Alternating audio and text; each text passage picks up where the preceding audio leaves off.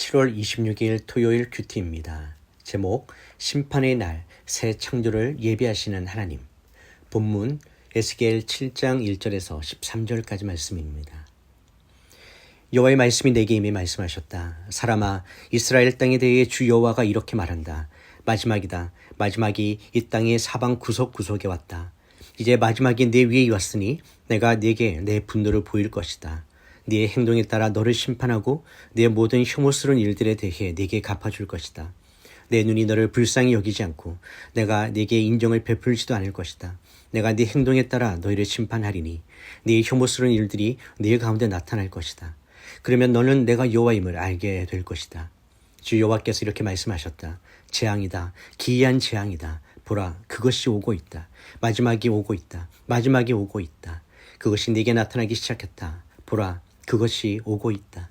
이 땅에 사는 이여, 파멸이 내게 오고 있다. 때가 이르렀고 날이 가까이 왔다. 산 위에 즐거운 외침이 아니라 혼란이 있다.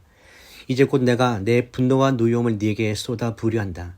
내가 네 행동에 따라 너를 심판하고 네 모든 혐오스러운 일에 대해 네게 갚아줄 것이다. 내 눈이 너를 불쌍히 여기지 않고 네게 인정을 베풀지도 않을 것이다. 내가 네 행동에 따라 네게 갚아줄 것이니 네 혐오스러운 일들이 네 가운데 나타날 것이다. 그러면 처벌하는 이가 바로 나 여호와인 것을 너희가 알게 될 것이다. 그날이다. 그날이 왔다. 파멸이 시작됐다. 몽둥이에 꽃이 피고 교만이 싹텄다. 폭력이 일어나서 죄악을 징벌할 몽둥이가 됐다. 그들 가운데 아무도 남지 않고 그들의 재산도 사라질 것이며 그들에게 있어서 어떤 소중한 것도 남는 것이 없을 것이다. 때가 왔고 그날이 이루고야 말았다. 사는 사람도 기뻐하지 말고 파는 사람도 슬퍼하지 말라. 진노가 그 온 무리에게 올 것이기 때문이다. 파는 사람이 살아있어도 판 것을 되찾을 수 없을 것이다. 그 환상은 모든 무리에게 보여질 것이니 되돌릴 수 없다. 자신의 죄악 가운데 살면서 자기 생명을 유지할 사람이 없을 것이다. 본문 요약입니다. 하나님께서 에스겔에게 다시 말씀하십니다. 이번에는 끝이 왔다는 엄중한 선언으로 시작됩니다. 북쪽, 남쪽, 동쪽, 서쪽을 막론하고 온 이스라엘 땅에 하나님의 분노와 진노가 임할 것이라고 선포됩니다. 하나님은 다시는 아끼지도 긍휼히 여기지도 않으시며 그들의 삶과 행위대로 심판하시겠다고 경고하십니다. 이 심판의 날은 슬픔의 날이며 시장은 무너지고 사람들은 생명보다 물질을 더 귀하게 여기던 마음을 후회하게 됩니다. 돈과 재산은 아무런 구원의 능력이 없음을 깨닫게 되는 날입니다. 이 메시지는 단순한 파괴가 아닌 하나님께서 새 창조를 준비하시는 전환의 메시지입니다. 끝이 선언되는 자리에서 은혜의 새로운 시작이 예비되어 있는 것입니다.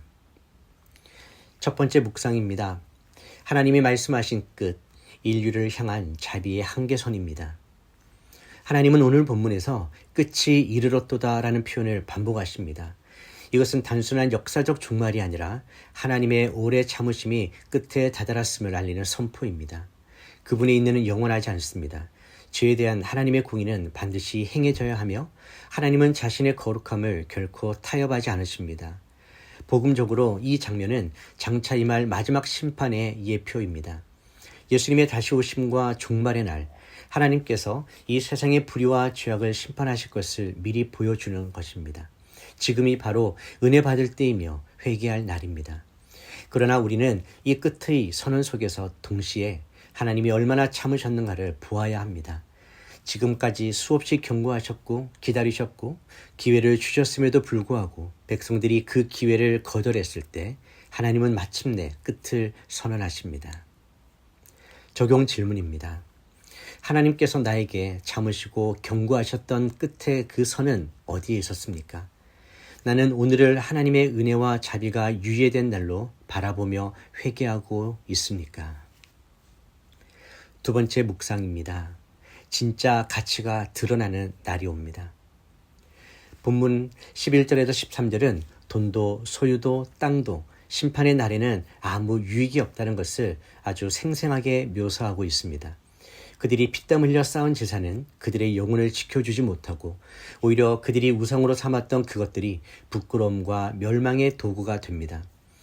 예수님도 마태복음 6장에서 너희 부물을 하늘에 쌓아두라고 말씀하셨습니다.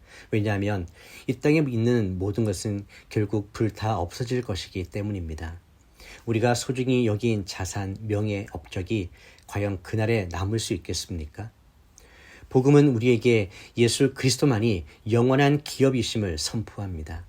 십자가에서 피 흘리신 예수님은 자신의 모든 것을 잃으심으로 우리에게 참된 생명을 주셨습니다. 그분이야말로 우리의 기업이요 보배입니다. 종용 질문입니다. 나는 어떤 것을 진짜 보물로 여기며 살아가고 있습니까? 내 삶에서 복음이 돈보다 더 큰 가치로 인정받고 있습니까? 세 번째 묵상입니다. 끝에서 시작되는 하나님의 나라, 새 창조의 전환점입니다. 하나님께서 끝이 이르렀다고 선언하실 때 그것은 단지 폐기 선언이 아니라 새로운 시작을 위한 해체 작업입니다. 하나님은 회복을 원하십니다. 그러나 그 회복은 철저한 해체 없이는 이룰 수 없습니다. 예수님의 사역도 이와 같았습니다. 그는 율법주의와 형식에 물든 성전을 심판하시고 이 성전을 헐라 내가 사흘 만에 다시 일으키리라고 말씀하셨습니다. 하나님의 나라는 기존 질서의 무너짐 이후에 도래합니다. 우리의 삶에도 마찬가지입니다. 하나님이 그것은 끝이다라고 말씀하실 때 그것은 절망의 끝이 아닌 은혜의 시작입니다. 주님은 부서진 곳에서 새로운 걸작을 빚어내십니다. 무너진 마음에 하나님의 나라가 임합니다. 적용 질문입니다. 하나님께서 무너뜨리신 영역이 나에게는 절망으로만 느껴졌습니까? 아니면 새로운 시작의 기회였습니까? 나는 내 삶의 끝 지점에서 하나님 나라의 씨앗을 바라볼 수 있는 믿음의 눈을 가지고 있습니까? 기도하겠습니다. 하나님 아버지, 주의 말씀에 담긴 끝이 왔다는 선언이 단지 두려움이 아닌 주의 오래 참으신 사랑이 끝에 이르렀음을 알게 하여 주시옵소서. 하나님의 참으심을 당연하게 여기지 않고 오늘이라는 기회를 귀하게 여기며 회개함으로 나아가게 하여 주시옵소서. 재산도 업적도 경험도 결국 나를 구원하지 못한다는 사실을 고백합니다. 오직 예수 그리스도만이 나의 영원한 기업이요 생명 되심을 믿습니다. 주님, 저희 삶에서 무너뜨리셔야 할 우상들을 헐어주시고 무너짐의 자리마다 하나님 나라를 세워주시옵소서. 끝을 선언하신 그 자리에서 새 창조를 시작하시는 하나님을 찬양합니다. 오늘도 내 삶 속에 하나님의 거룩한 끝맺음과 복음의 시작이 이루어지기를 소망하며 예수님의 이름으로 기도드립니다. 아멘.